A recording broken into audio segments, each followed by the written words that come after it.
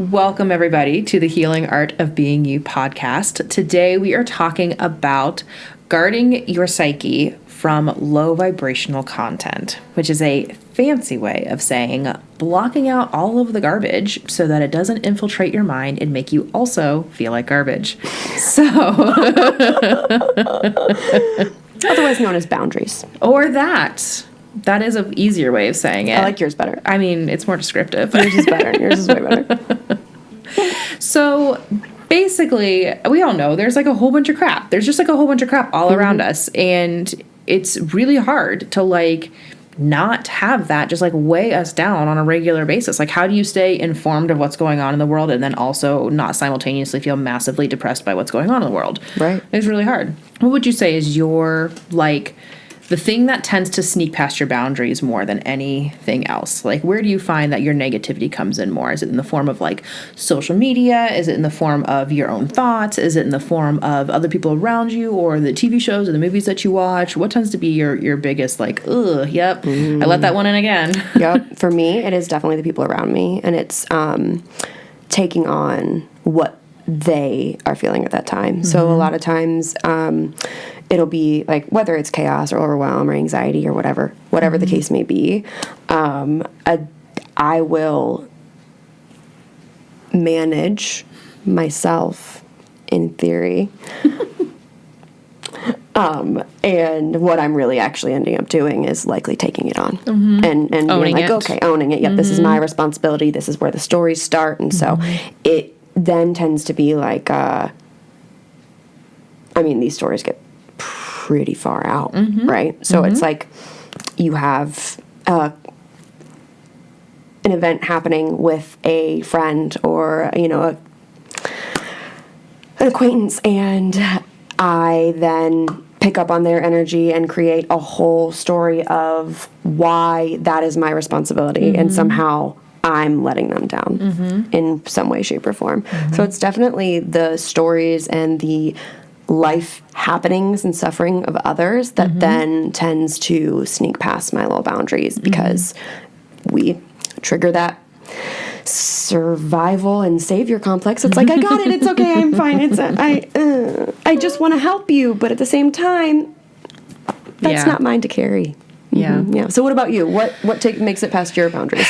Honestly, it is like professional storytelling. So whether it's in the form of books or in the form of movies or TV shows, I try to do a really good job of like guarding myself from that. Like, I don't watch horror at all. I can't get it out of my brain in any way, shape, or form. I also limit quite a bit of suspense that I watch because, again, I can't get it out of my brain. Yep. Like, to the point that, like, I am convinced when I walk around the corner someone's going to attack me, and I'm literally, like, I'm walking around my house with my hand clenched in a fist. It's like, this is good for no one. But the problem is that I genuinely love the story that's being told. And it's not like I think this is, like, a beautiful story that everyone should hear. It's just like captivating. It's so captivating. I have to know what happens.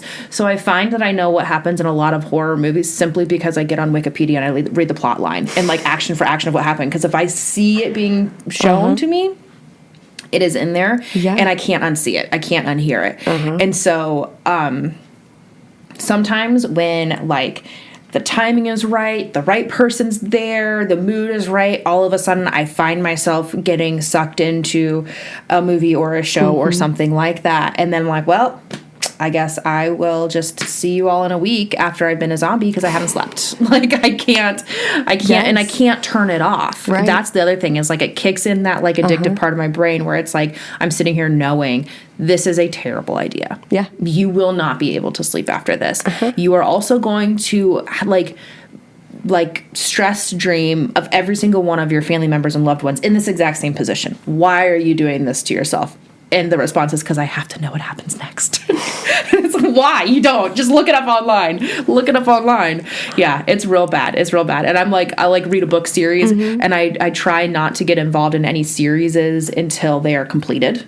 Yeah. Because then I can like read ahead of what's actually going to happen. And I know jonesing for it. I mean, I have to know, is this person going to live through this event? I have to know. And it's like, if I can save myself from having to watch the events unfold and I can just know this person is going to live, then I can just like skip through that and just get to the next episode. I don't need to know all this stuff. I love it. It's really bad because the imagery for me, the imagery sticks with me. I do pretty well with people. I've gotten a lot better over the years of not owning other people's suffering. It still sneaks in because I think just if you have compassion for life, it sneaks in, you know? Yep. I have curated a pretty good social media feed where I'm not hearing and seeing a lot of the stuff that I don't really want to hear and see. Right. But it was also a very conscious effort. Absolutely. Because I think that COVID was a really rough time. I think it was a very politically charged time, and I think it was a very polarizing time for people. And it was very easy to sit there and like either read something and be like, yes, absolutely, or read something and be like, these freaking people are walking the planet. Like, these are other humans that we have to deal with. Are they ridiculously stupid? Like, what's happening here? You know? And the problem is that people on both sides thought the exact same thing with each other. Exactly. You know? It was like extreme. It was super extreme. I think that anytime that there's an election season, I think that that's incredibly polarizing as well. Absolutely. And so what I ended up having to do actually was like a very conscious effort of like, when there was somebody who would post a lot of things like that, it was just always see less of this person, see less of this person. And so I, over time, was able to curate a feed of funny memes, inspirational quotes, and like workout videos. Right. That's pretty much all that. It's either like comedy, personal growth, or like ideas for workouts where it's like, you know, oh, that looks interesting. I wonder if my body can do that kind of thing. And so now I really don't see a lot of the other kind of stuff because it's what I have like intentionally spent the time to curate. So yeah, if you're noticing like, oh my God, I hate Facebook. It's so doomsday-ish. It's so catastrophizing. Well, it's probably because you've spent too much time reading the things that like Facebook is like, oh, they like this. Let's give them more. Exactly. And then what we perceive becomes our reality. So we perceive that everything is terrible, and then therefore we are looking for evidence that everything is terrible. And that just throws us further into the spiral. Whereas if you allow yourself to just like consciously go and like block all that kind of stuff out and just say, I am only available for positivity. And positivity doesn't mean ignorance. No, we're not talking we're not talking toxic positivity. No, where it's just like that's not the case. Everything's great and wonderful and this world has no problems. It's not that. No. But it's more the proactive content. The more the optimism. More the optimistic side that like humans still have a role to play in bettering the world. We're not just screwed. Yes. You know? Amen. Oh my gosh, yes. It's not that everybody in power is an idiot. There are some people who are still trying to help. There are some people who haven't sold their soul to the devil yet. Absolutely. There are still ways for us to improve.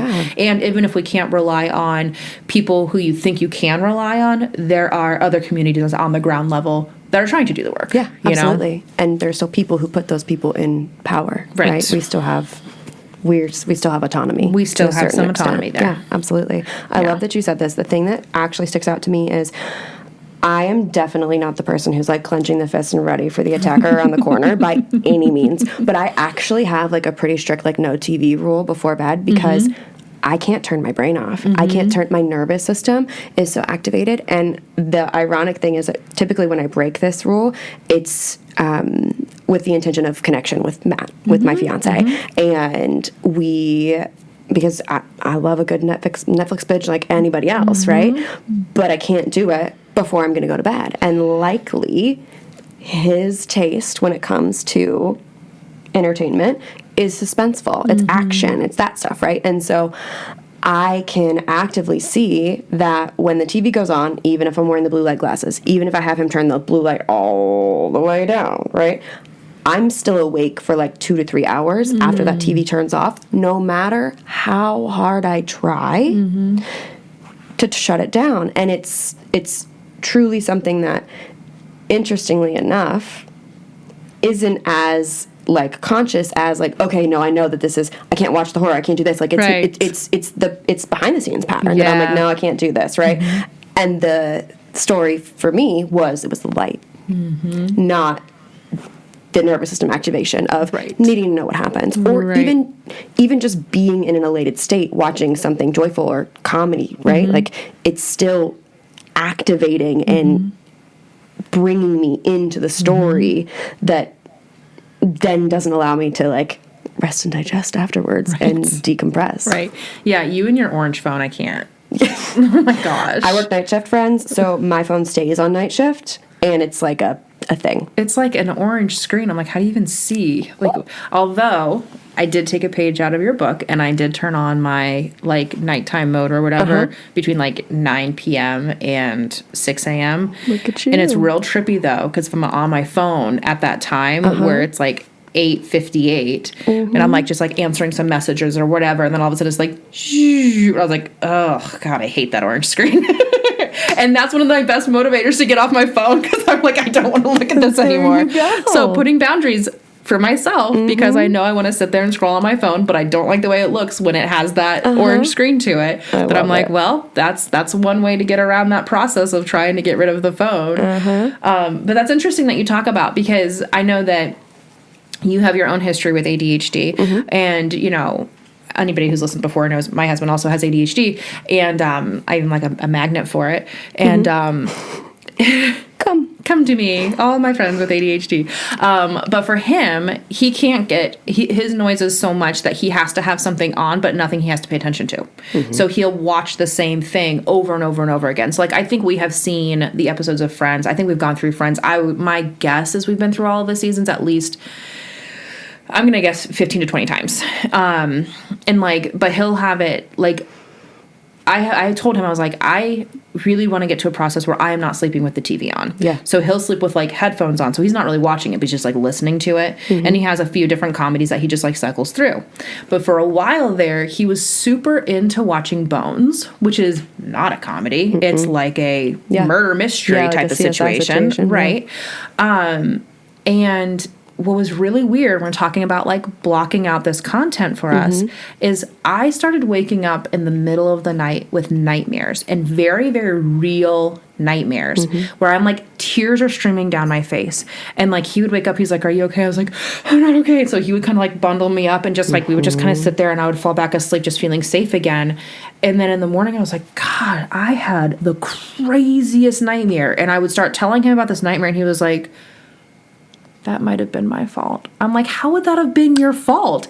He was like, so, because I told him, like, I don't want to watch these things before bed. Yeah. So he and I would watch a show, like a comedy, and then after I fell asleep, he would then turn on Bones. He'd start the Friends, and then you were in the slumber, and then I was and like, and now it's time for Bones. And he's like, so I turned on Bones after you fell asleep, and this was the episode that happened, and it was my dream. Yeah. And I was like, how crazy is the brain? Like, so that's crazy. bonkers. And it happened on like enough occasions that he was like, we kind of just came to this agreement. Like, okay, no more Bones in the bedroom. It wasn't like it was just like this one time, some things kind of like happened to drip in while I was in a certain sleep cycle and my body held on to it. It was like, nope. Every single time you turn on Bones, I end up having a nightmare that somebody in my family has been murdered. And I wake up in these like hot, sweaty, tear-induced, very real dreams. And this is not going to work for me anymore. Yeah, so now he like does not, well, we don't have the TV on anymore, but at that time he was like, okay, no more Bones at bedtime. He's like, he's perfectly fine listening. I'm like, how do you not? Right. How are you perfectly fine with this? Because it doesn't bother him. But yeah, for me, I'm just like, I love that you pointed that out, because truly, like, we talk about it all the time in the body code. The energy of what you're consuming very much impacts your physical body. And a lot of times, this is something that people don't think about, because it's just entertainment. It's just TV. It's just a video game. It's just this. It's just that. And I can't tell you how many times kids, especially with video games and with entertainment, they have patterns that get trapped in their body related to this energy that's happening. And I honestly saw it with my fiance in a very interesting way. There was a disagreement, if you will, very early on in my spiritual journey that had a lot of, there was ego to it. Well, we'll call a spade, but it was very much like he was doom scrolling and was losing his mind about what he was seeing. And I was like, I just don't understand why you let them have access to your energy like that. Like, the world is hard enough as it is. We have enough problems as it is. Like, why is it that you are allowing them the opportunity to ruin your day the minute that you wake up? And he was like, well, don't we think we're superior? All the things, right?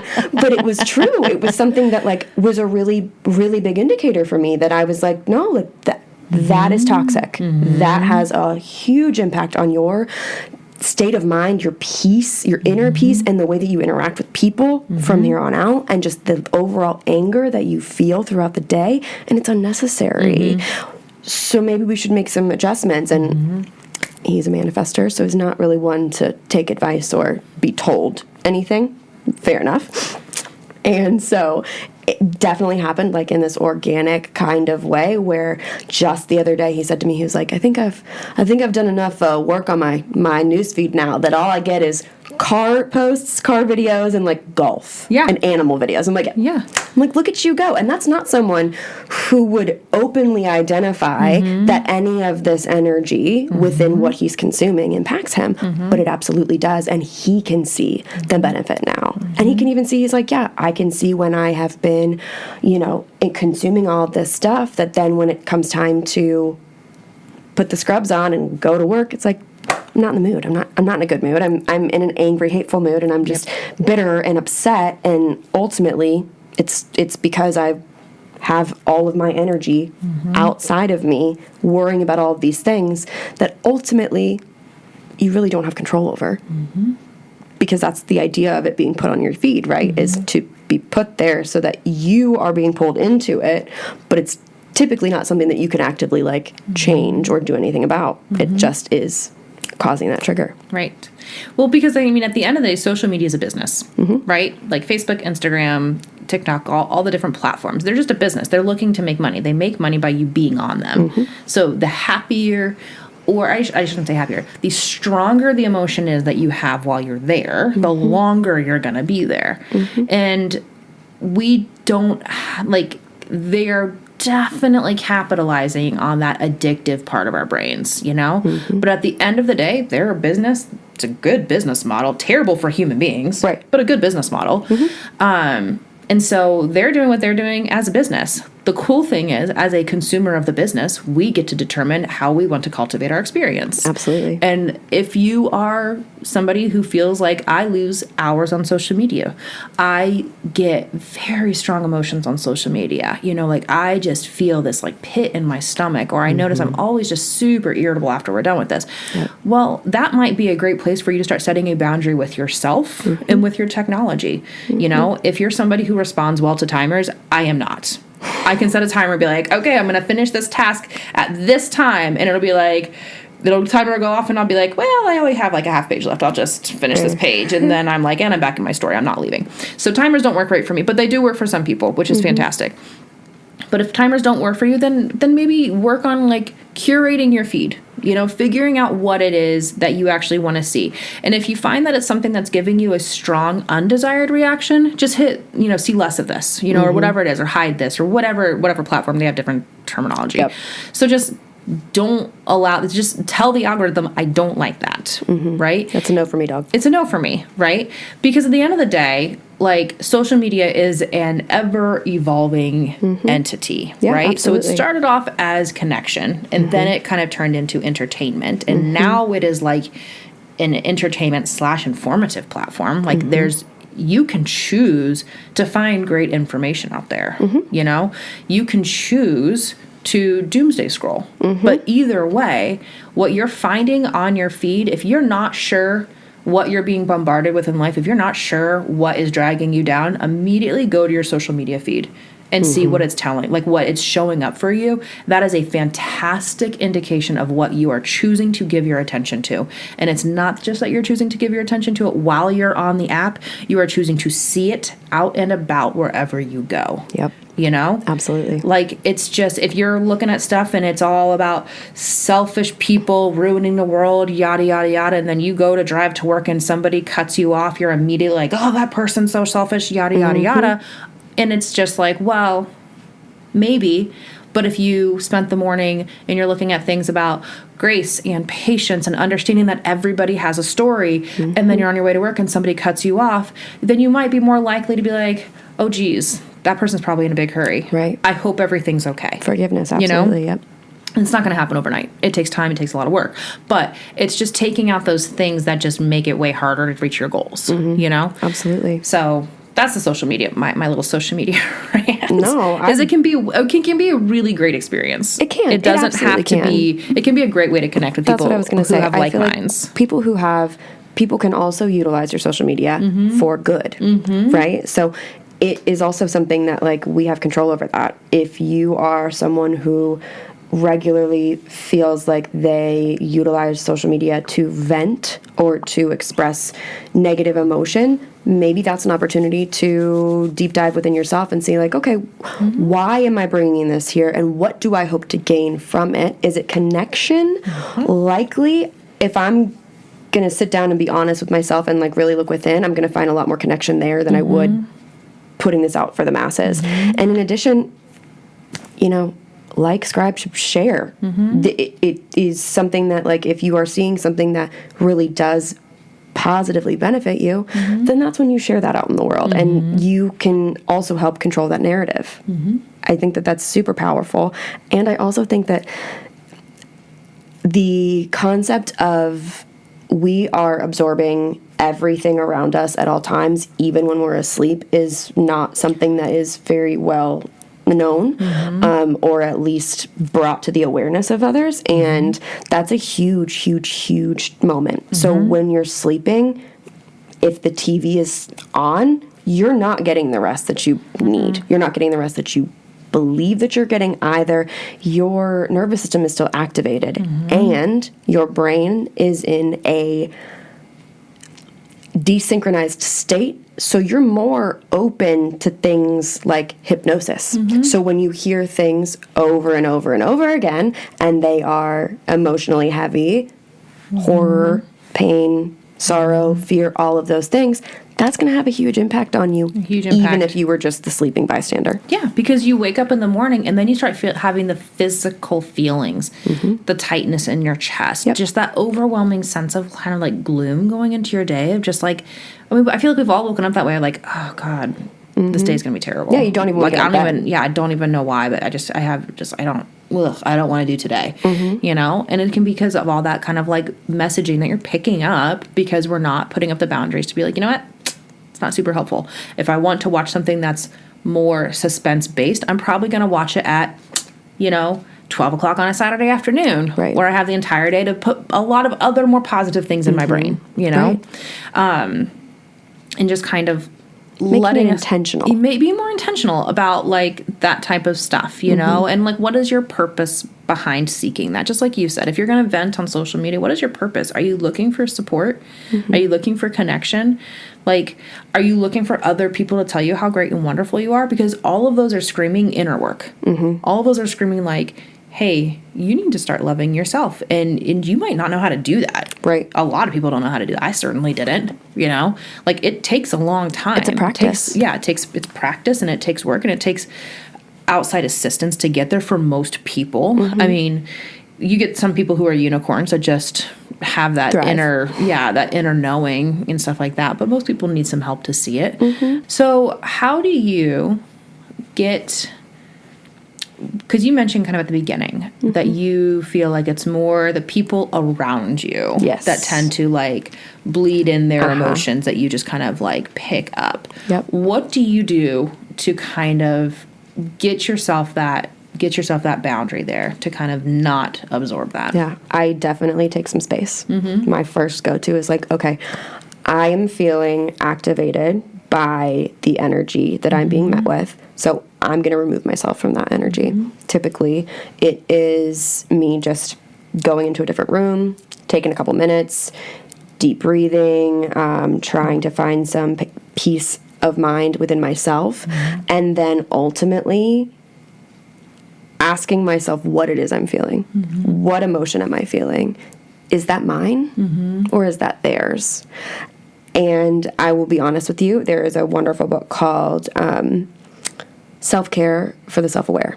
and it talks about energy and the ability of empaths to bring in the energy of their surroundings, right, and feel it and truly embody it. And it gives a very wonderful visual where it's like an open hole in your heart that you can feel it, but it gets to pass through. You don't have to hold it. And so really getting myself into that visualization of like, okay, hold on a second. I know that I'm going to experience the sensations of others when I'm in their space.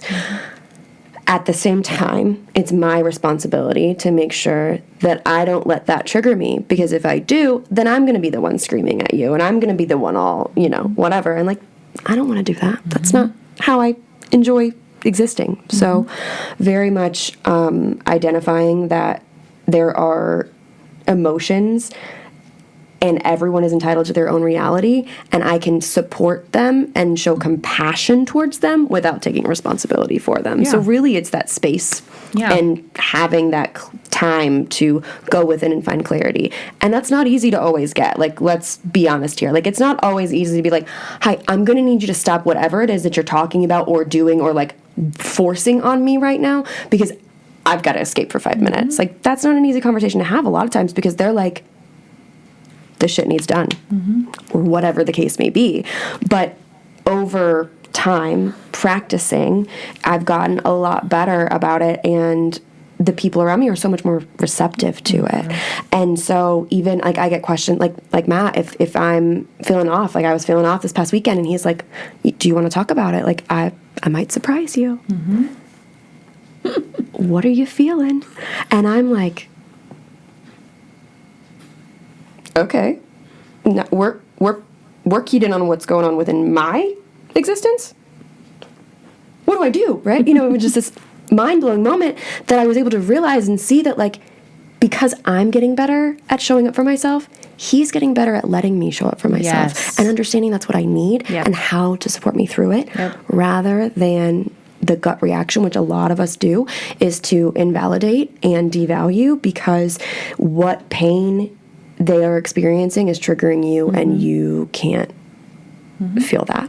Well, because I think about, like, people hear it all the time, I feel like, especially with close ones, is like, you don't even care. Yeah. It's like, if you're not as upset as I am, you don't even care. So it trains us to mirror their response, Absolutely. Oh, if they're upset about this, I need to also be upset about this in order to show them that I am compassionate and I care. And then in the process of doing that, now we own the feeling, we own the solution, which we have no part in. So then it just festers in us, hoping a solution presents itself for this person who's actually experiencing it. And then now we're obsessing about it. How did that thing go? How did this resolve? Blah, blah, blah, blah. And we start obsessing about it. And it's like, no, I can still be supportive of you. I am so sorry this is going on at work. What can I do to help? Right. Do you need somebody to talk to? Do you just need to like rant and yell for a little bit? Do you want to go for a walk? Like, what's going to work best for you here? Yes. But that doesn't mean like, she is a jerk. I cannot believe she did that. The next time I see her, like, we don't need to be that person. We don't need to get all hyphy with it, know? Yeah. Yeah. I would say that my best technique for helping it is like, I love the do not disturb function on the phone. It is by far my absolute favorite thing. My do not disturb, I would say realistically, is probably on 70% of the time, maybe more than that. Because what it does is, number one, it helps me stay very present in the thing that I'm doing in the moment. I feel like there is nothing, maybe this is just a trigger for me, but I find it very, like, it sets the tone for me if somebody, like, if I'm sitting down with somebody and they go and they set their phone on the table right there. Even if they like flip it over and they're like not paying attention to it, you can still hear it buzz. You can still see, and it's like, they're looking at it. Or people who have like a smartwatch and they're doing this kind of thing. Like, it's probably just a trigger for me where it's like, I'm trying to give you everything that I am in this moment, and you are clearly splitting your focus between other things that you think are a competing priority. Why would I want to give you all of my attention? Right. And then I feel like, so number one, it hides the distraction of other people trying to get a hold of me. And the other thing is that I really like about it is that When people go to text you, they see that your do not disturb is on. So it sets the tone for the response. It helps them recognize that it's not that I don't care about what you're saying. It's not that I don't want to respond to you. It's that I'm not actually available right now. And it helps, like you said, it sets the expectation and it gives them the opportunity to also set boundaries. It's like, hey, I am setting boundaries and I am also cool with you setting boundaries. So if I send you a text and you don't respond to me for 3 hours, I'm actually not going to be mad at you about that. I don't feel like this needs an immediate response, because if it did require a more urgent response, I would call you. Right. Right? Like, I would make this more of an urgent situation. I would call you, I would leave you a voicemail, and I would say, hey, I would send you a text and I would say, hey, if you've got a minute to call me back, I just need a quick answer on this. And now you're setting the expectation very clearly of like, this actually is an urgent issue. I am like standing at the counter right now and need this information. Yeah. Most communication is not that urgent. Most communication can sit there and wait.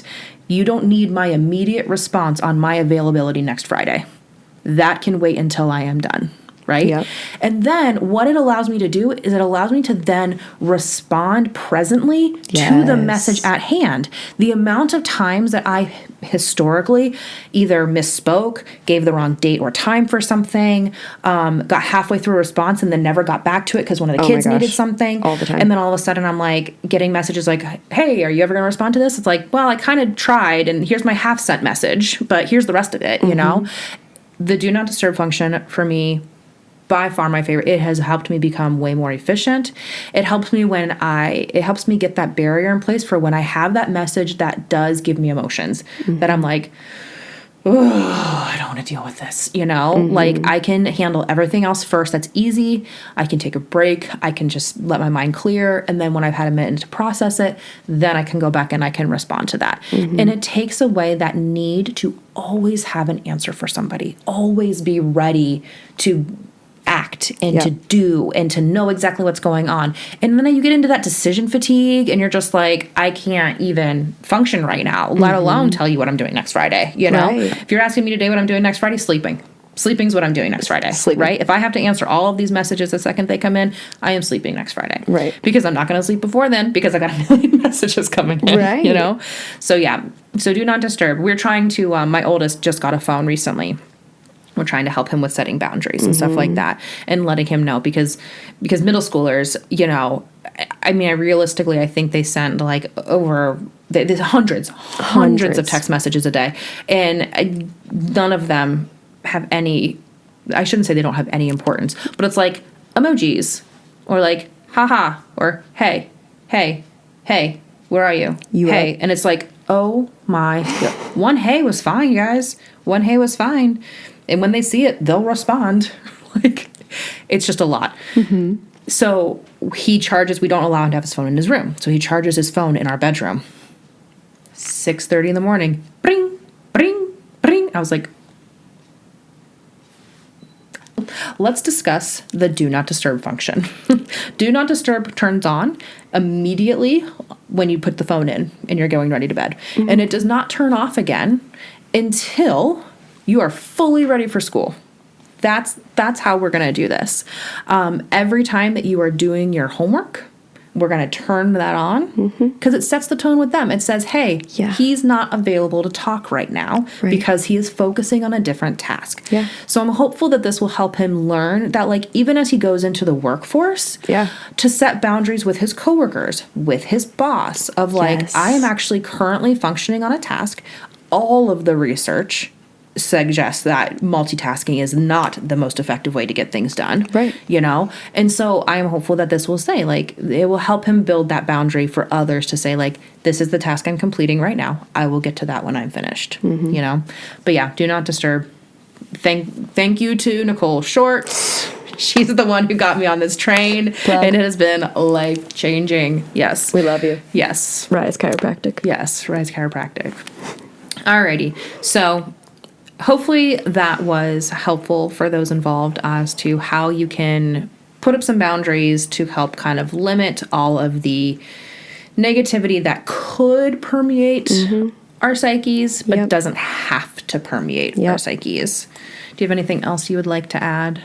Just likely when you guys feel real off and you feel like you're not yourself and there is a cloud over you, there's a cloud over you. The energy has latched on and you stepped in a bucket of muck.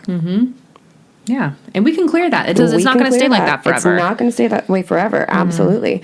But oftentimes we get in that spiral of like, oh, what's wrong with me? I'm broken. You're not broken.